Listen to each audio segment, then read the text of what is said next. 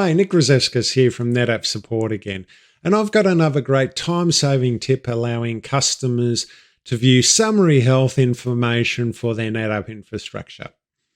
How does this work? We start out with NetApp's Active IQ Digital Advisor and specifically the health check functionality within this.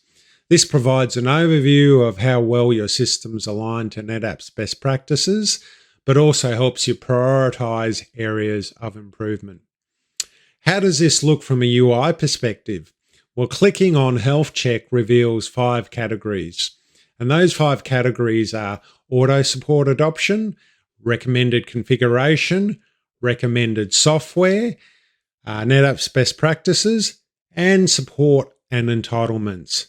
For each of these categories, there's a percentage metric detailed, the total number of systems detailed, and the number of systems that actually need attention.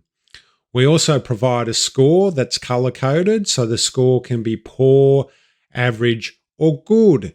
And we also provide a brief overview of what the problem is and how to mitigate that problem. So just a note for customers that have Support, Edge, Premium, or Standard contracts, the number of categories will be less than the 5 I've described here.